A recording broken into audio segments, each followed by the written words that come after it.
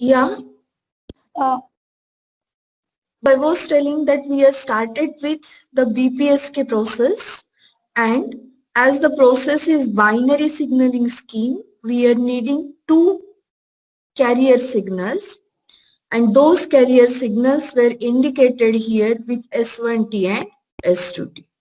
So two phase shiftings related to the original carrier are existing. So S2T signal, which is given by A cos of omega ct, is representing the carrier signal having 0 degree phase shift, while S1T will represent a carrier signal which is 180-degree phase shifted with respect to the original carrier signal. And we know, as it is a shift keying operation, based on binary value to be changed from 0 to 1 or 1 to 0, either minus A cos omega ct will be presented or plus A cos of omega ct will be presented. And that's why here, for this BPSK modulator, a simple block diagram has been presented. And that block diagram is nothing but a balanced modulator block. And for this balanced modulator block, we are having two inputs. One is the binary sequence, which is said to be the modulating signal, and it is indicated with the value of ft, while the other input is a carrier signal, that is A cos of omega 0 t. And from this balanced modulator, the BPSK output, which is a modulated signal that we are going to obtain. As like PSK output here, to define the PSK output also, we are having some mathematical expression. And that mathematical expression is written for V BPSK T is equal to Vt divided by V into A cos of omega 0 t.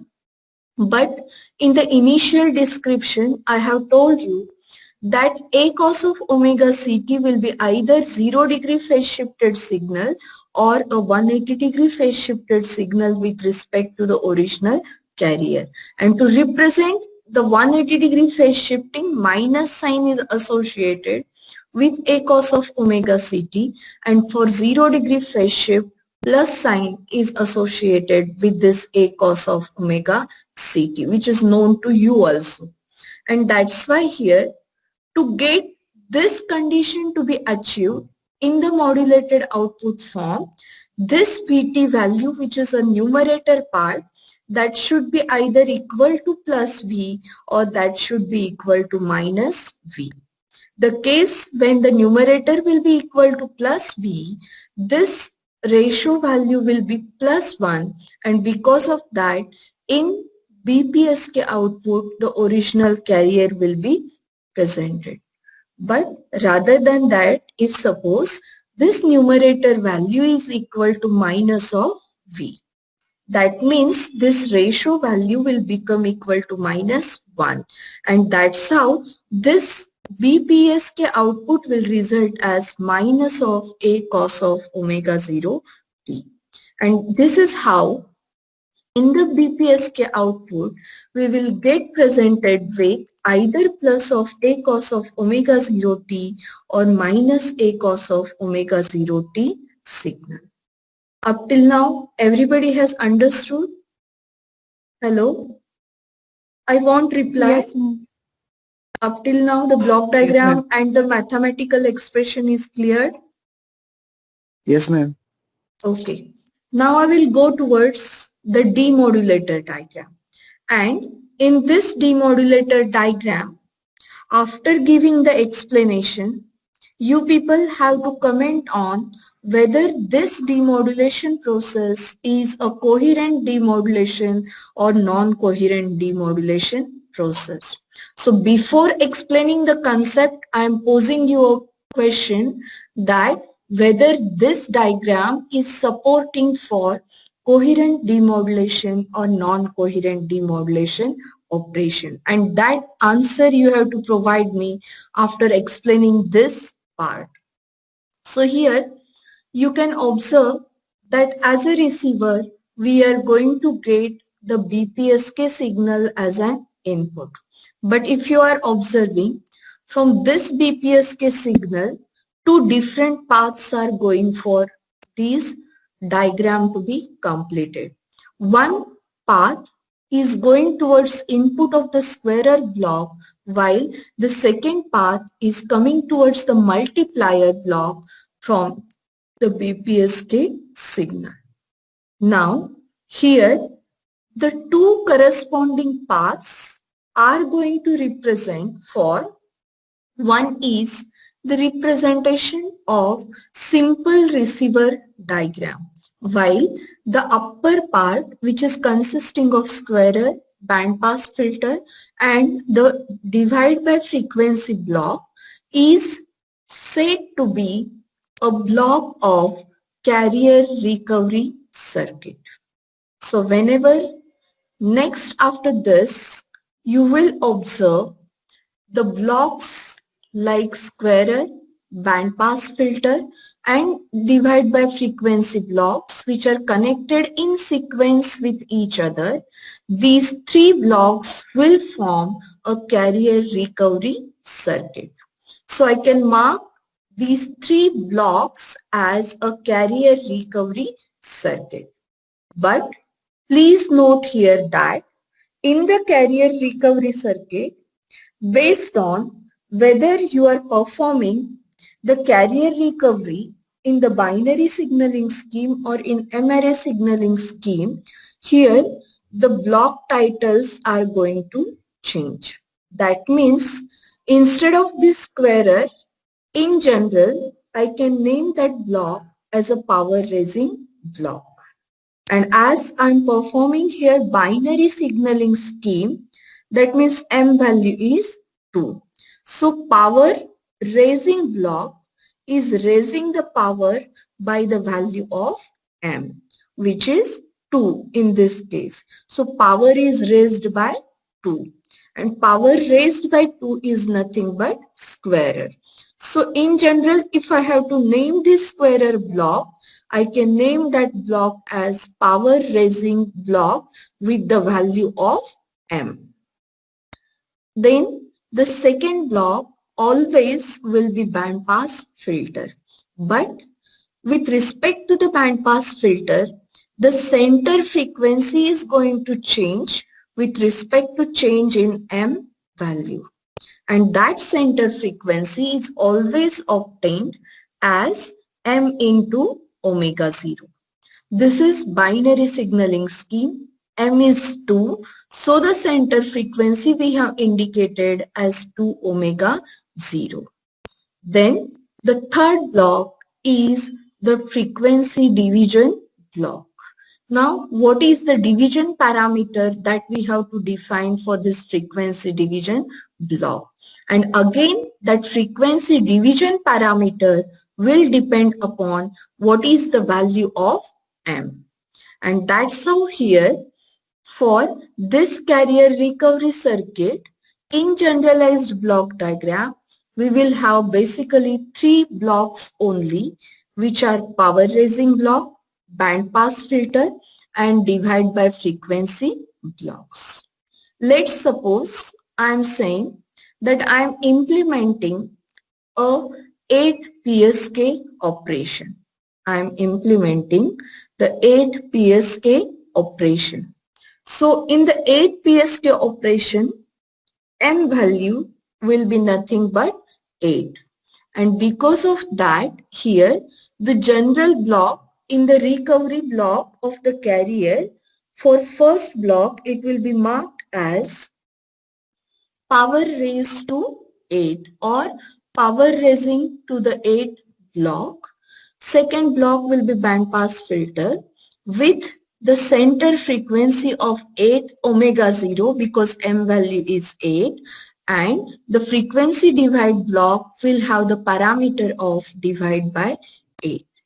This is how from this generalized block which we have converted to the binary signaling scheme carrier recovery circuit, and that's why in each of the block you are finding the parameter of 2. That means power raised by 2.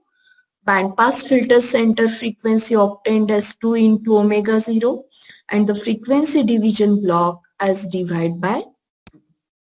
Now, whatever the carrier that we have recovered at the end of this divide by circuit network, that we have applied along with the actual received input to the multiplier block. So here in the frequency divider block output, some carrier signal which will be in sinusoidal form will be present. While in BPSK output, either plus A cos omega CT or minus A cos of omega CT signal will be present. And because of that, when the recovered carrier will get multiplied, which is in form of 0 or 1, will be multiplied with this BPSK signal. So either if suppose here in the recovered carrier at that instance the bit value is 1, then whatever the BPSK signal that will be outputted as an output of this multiplier. But if this value is 0, then here at the multiplier output, no output will be present. In this way, here from the multiplier, either the presence of signal or the absence of signal or with 180-degree phase shift signal representation we are going to get.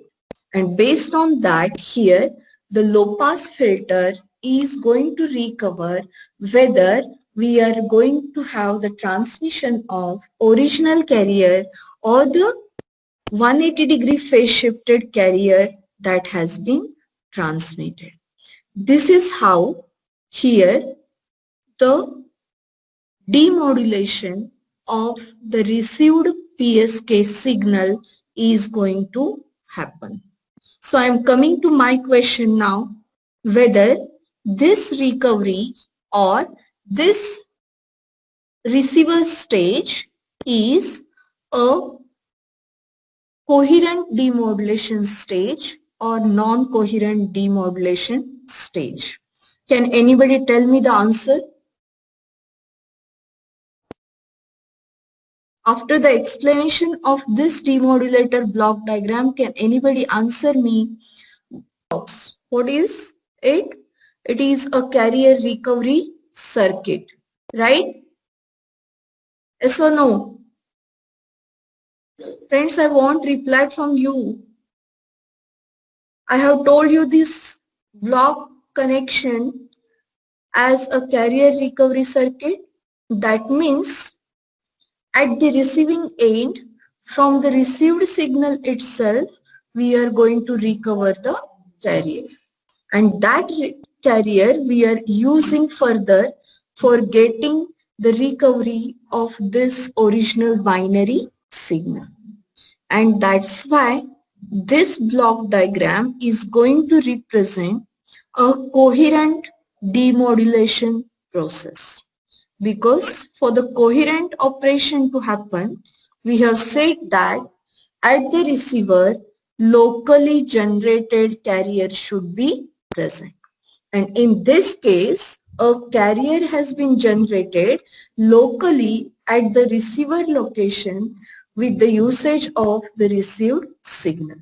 And that's why we are saying this particular system is a coherent type of system. So again, some mathematical analysis related to this recovery of signal that we are going to see in further explanation. We are starting with, yeah. एक doubt आहे. बोला. आपण तिथे मल्टिप्लायरला 2 input देतो, एक ते frequency डिवायडरचं आणि BPSK signal, आणि आपण आउटपुट फ्रिक्वेन्सी डिवायडर ब्लॉकवरून डिसाइड करतो. मग त्या बीपीएसके सिग्नलचा काय यूज होतो तिथं? राणी, एक ब्लॉक पहिल्यांदा आता ब्लॉक कुठला आहे? स्क्वेअरर आहे, बरोबर आहे. हा स्क्वेअरर ब्लॉक सिग्नलच्या कुठल्या पॅरामीटरवर वर्क करतो असं वाटतंय तुम्हाला? एम्प्लिट्यूड, फेज का frequency? phase. No, it is going to operate on amplitude of the signal because it is the squarer. Squarer means amplitude is going to change.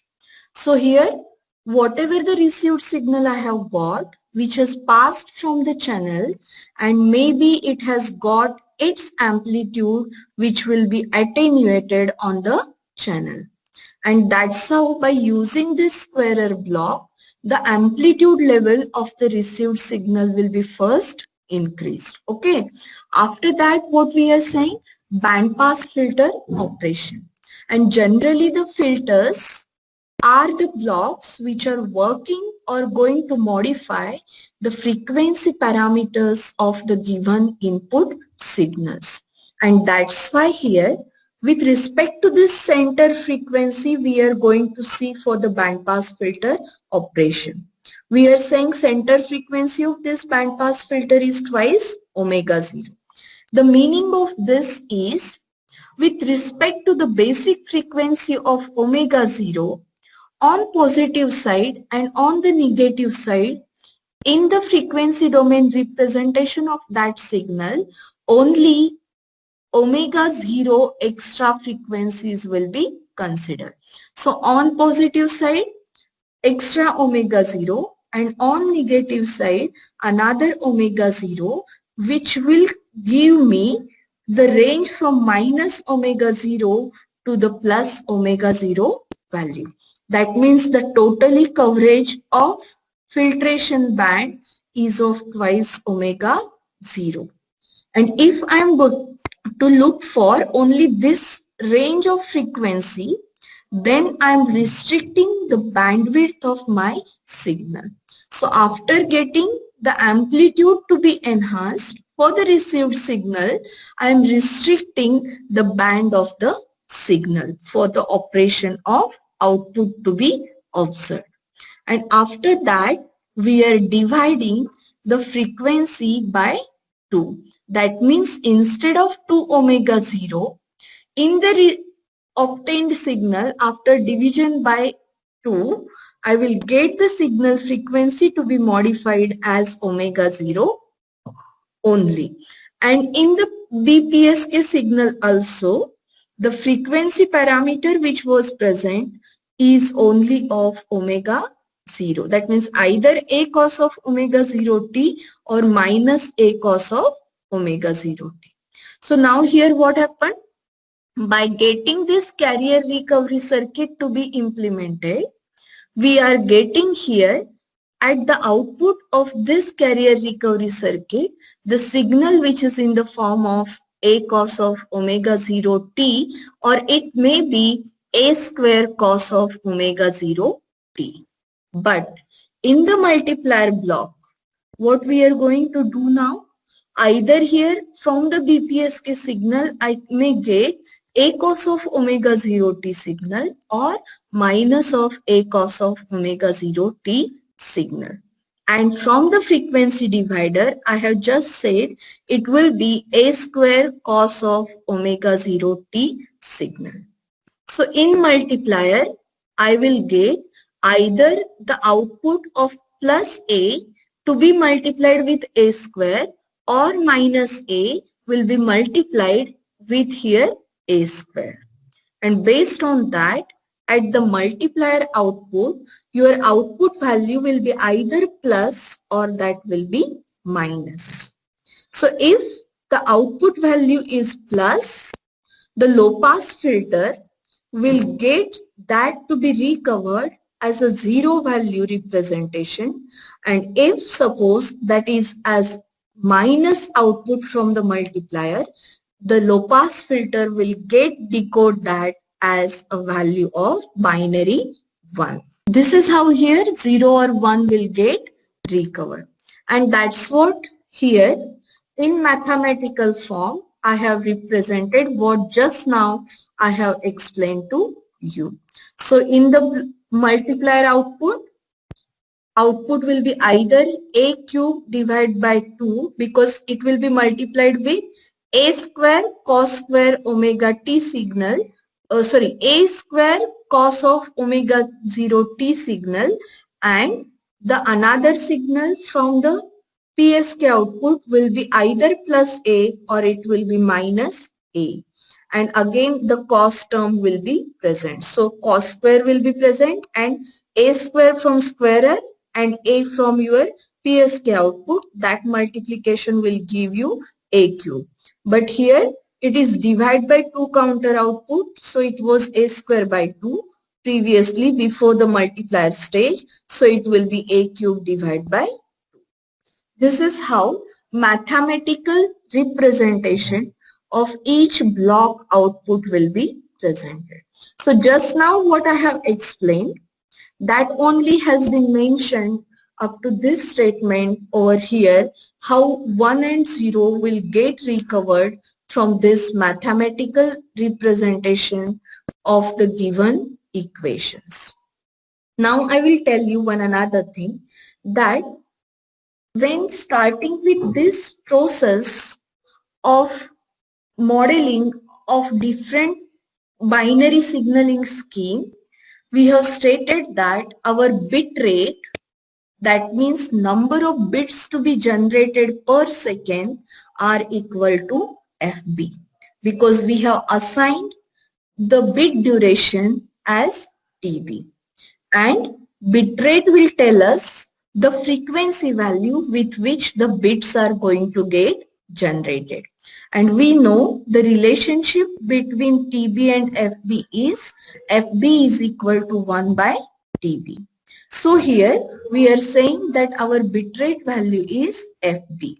But we are knowing that the binary sequence what we are going to follow is a alternating binary sequence. That means alternating ones and zeros are going to happen in the given binary sequence.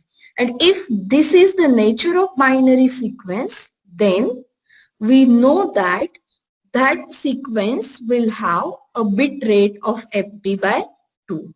That means either 1 or 0 will get generated at FB by 2 number of times, because they are alternating values with respect to each other for the sequential time values. And that's why either 1 or 0 is going to happen in the bit rate with the value of FB by 2. So here we can say that the BPSK modulator output will consist of the two frequency components. One is F0 plus FB by 2. And F0 corresponds to your original carrier frequency of omega 0.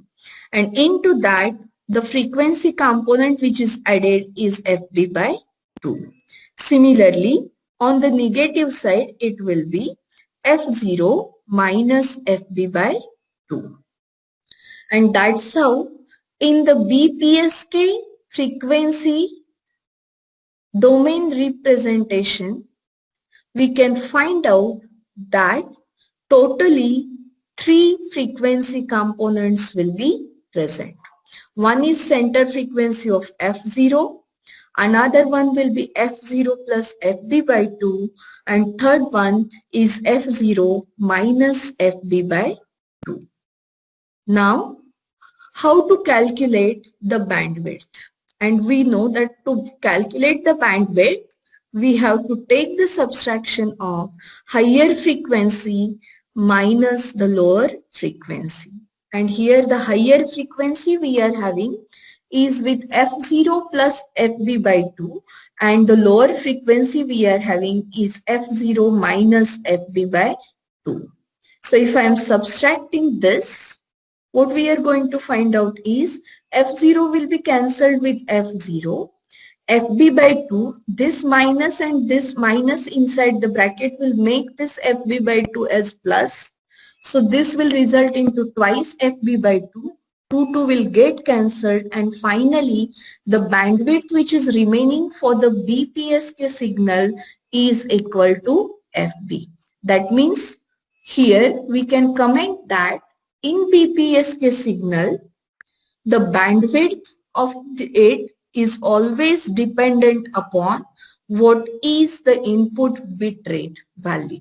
what is the input bitrate value.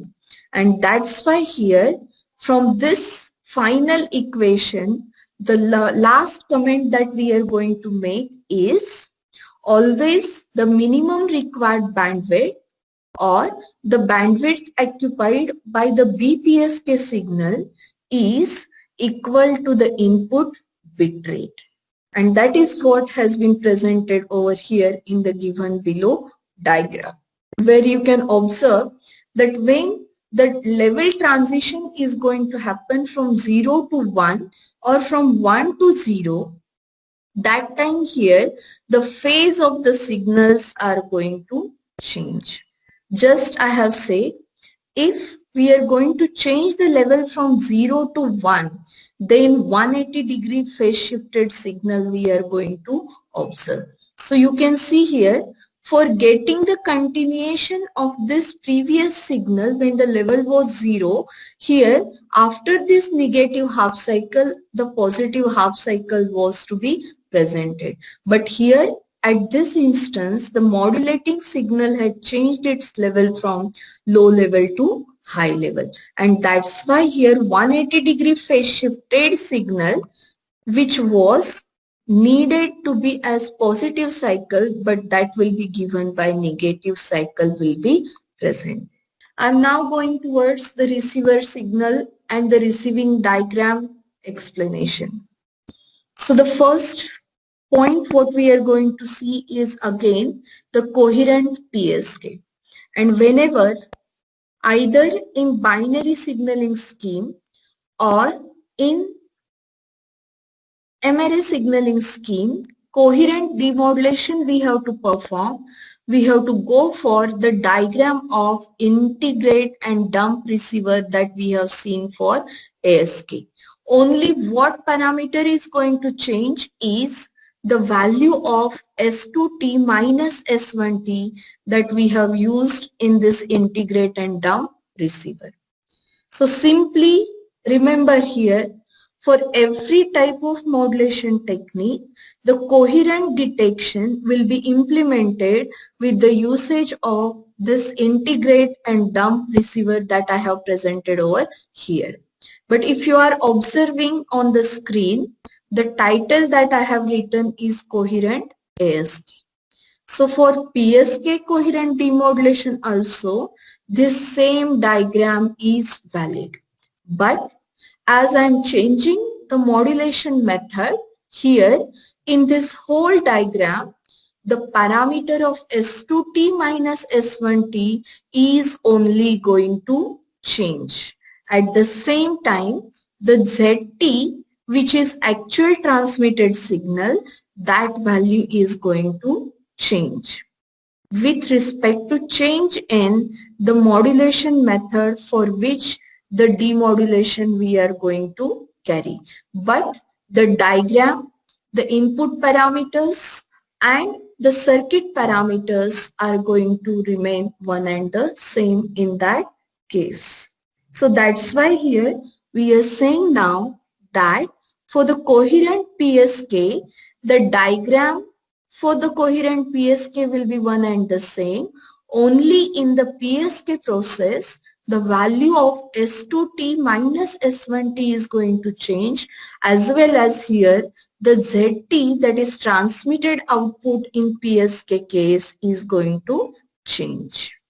So I am coming back again to the mathematical description of that coherent PSK process.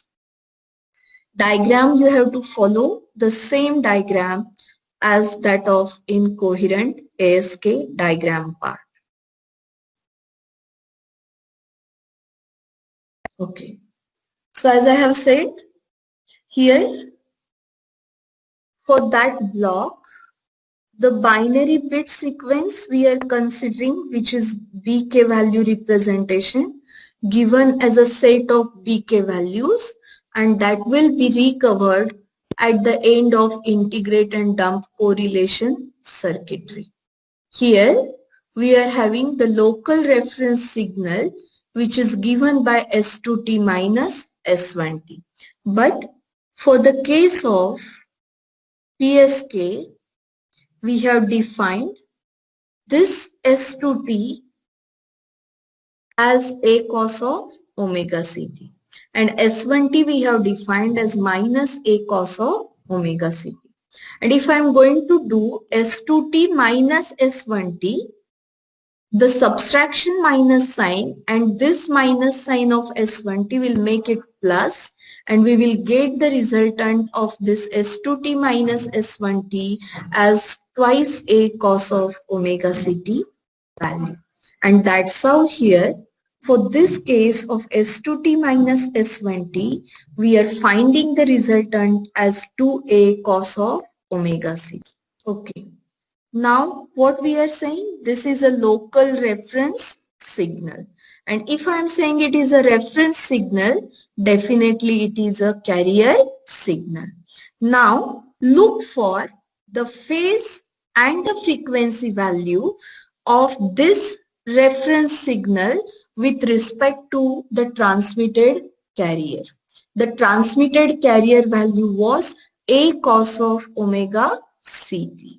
And here the frequency value is again omega C, while in the transmitter carrier also the frequency value was omega C. That means frequencies of these two carriers are same.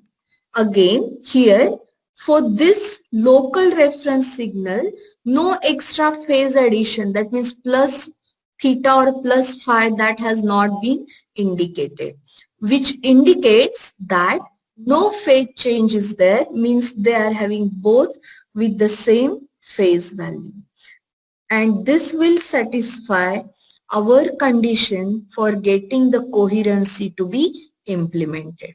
That for coherent demodulation at the receiver location, carrier should be generated locally and that carrier should be equal in phase and frequency with respect to the applied transmitter side carrier.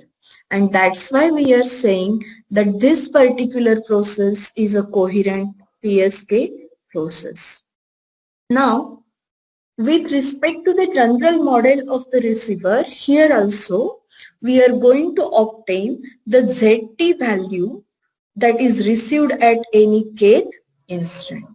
And that we are going to obtain with respect to either S1T transmission or S2T transmission. And it is obtained at the multiplier end in the block of integrate and dump receiver circuit.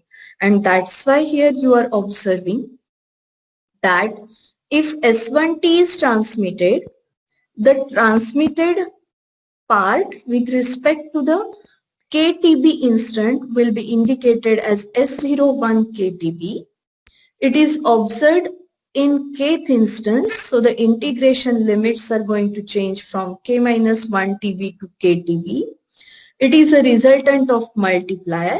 Multiplier will have one of the input as S2T minus S1T, and either S1T is presented or S2T is presented. So here it is multiplied with S1T if with respect to that the output we are going to calculate.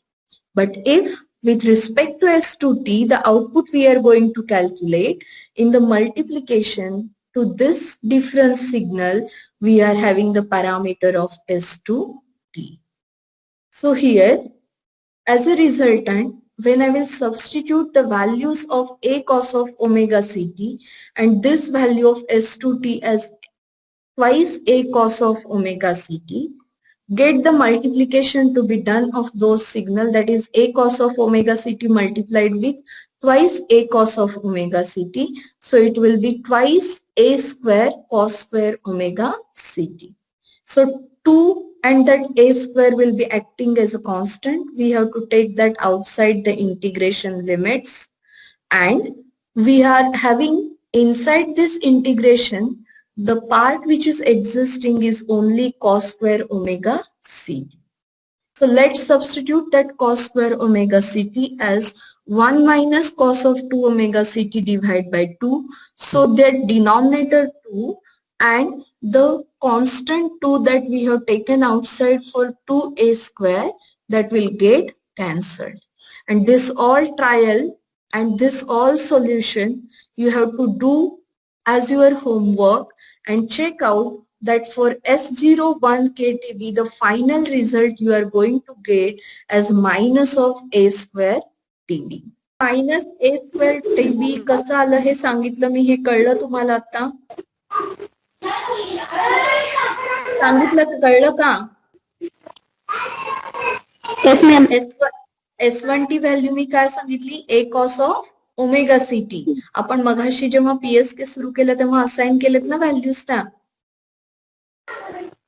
Yes ma'am. आणि S2T minus S1T आपण किती मिळवलीये मगाशी त्या दोन व्हॅल्यूच्या assignment वरनं? Twice a cos of omega c t. मग त्या दोन व्हॅल्यू इथं सबस्टिट्यूट केल्या, मल्टिप्लाय केल्यानंतर काय येणार आहे? 2a square cos square omega ct. Now the 2 and a square will be taken outside this integration. Inside this integration part, what is remaining? Cos square omega ct dt. Get it integration to be done only after substitution of cos square omega ct as 1 minus cos of 2 omega ct divided by 2. Because we are having the rule of what? Cos square theta is equal to 1 plus cos of 2 theta divided by 2. With that rule here, we are substituting. Then the denominator 2 and the constant 2 will get cancelled with each other. Substitute for that 1 minus term. For 1 also integration resultant will be t. Substitute their limits of ktb and k minus 1 tb, and for cos of 2 omega also get the substitution for ktb and k minus 1 tb and get it solved. For the total integration you will find out the resultant as minus a square tb. In the same way we have to solve this integration, which is going to calculate the output at the kth instance corresponding to the S2T signal. And for solution of that, S2T we have to put as minus a cos of omega ct. Again this S2T minus S1T will be twice a cos of omega ct. So this will result into minus of 2 a square cos square omega ct. Again the same process. Minus 2a square you have to take outside, substitute for cos square omega ct, get the integration limits to be put into those parts and get the simplification of that. You will find out finally the answer as a square tb. So in this way we will find out the component in the demodulated output with respect to S1T transmission as minus of a square tb, and with respect to S2T transmission the component value is a square tb. So you can observe one is negative and another one is positive. So negative sign definitely indicate that that signal is 180-degree phase shifted with respect to the original carrier, while this plus sign will indicate that it is a 0-degree phase shifted signal with respect to the original carrier. Now from these two parameters we have to go for obtaining the probability of error and optimum threshold setting for the block of thresholding device. And if I am doing here optimum threshold calculation as the average value of S01 and S02. So when I will add these two values, the numerator itself will be 0. So optimum threshold in the case of binary PSK will be set to 0. And that we have calculated by getting the averaging of this S01 KTB and S02 KTB signals. This is how here the optimum threshold we have got as a 0. And this shows that this threshold setting is always independent of the carrier strength at the receiver input. And carrier strength will be indicated either as minus A square or plus A square. But optimum threshold we have got is exactly 0, and because of that we are commenting that this threshold setting is independent of the carrier strength at the receiver input. Now the left parameter for this is the probability of error calculation. And probability of error calculation will be written as a Q function of gamma max divided by 2. And this we have obtained in the general expression of probability of error when we have gone for the general modeling of the system. So simply that equation we are going to take here, but as the modulation method is going to change, the gamma square max value is going to change. And that gamma square max is to be obtained as 2 divided by eta, integration from 0 to TB. Here, in general expression, you will be finding out this value as S2T minus S1T bracket square. But for PSK, S2T minus S1T value was twice A cos of omega Ct, and that's why here for S2T minus S1T we have substituted this, and its square is present in the original equation. So after solving this again, this will be 4A square. This term will be cos square omega Ct. This 4A square we are taking outside. That divide by 2 will come for cos square omega Ct to be substituted. So that divide by 2 and this 2 will get cancelled, but 4A square will be as it is over here. This eta, which is constant, that will remain in the denominator, and this integration solution will result as TB itself, sorry, A square TB itself. So we are writing that the probability of error for the PSK system will be the Q function for under root A square TB divided by eta. But we know that the average signal power and the signal energy per bit, that is the average bit energy, is also going to exist. And that's why here we are putting the case that SAV, which is nothing but the average signal power, is equal to A square by 2, and EAV is equal to A square divided by 2 into TB, where this EAV is nothing but the average energy associated with every bit, and the bit is going to exist with the period of TB. So we are finding that this signal power is multiplied with the duration over which that bit is going to exist. So we are finding the EAV equation is equal to A square divided by 2 into TB. This is how, if I am substituting the value for that average power into the given equation, then we can get the probability of error to be obtained in terms of signal average power and the average energy value. So you can see that here A square TB divided by eta is the original equation for probability of error. But we know SAV is A square by 2. So here I have to multiply that with twice to implement that as A square by eta. So this value will become as twice SAV. And this TB will be as it is, and this eta will be as it is in the denominator.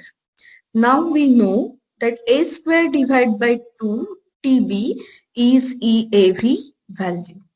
And we want to convert this A square TB, which is 2 times that of this EAV. From this equation that we can check out. So the Q function in terms of average energy of per bit, we are obtaining as probability of error is equal to Q function of under root twice EAV divided by eta. So here I declare that PSK system, that is both modulator and demodulator, along with the derivation of equation for probability of error, has got completed. So now I will post you the polling for the attendance. Poll that, and after polling of the attendance, you can leave the meeting.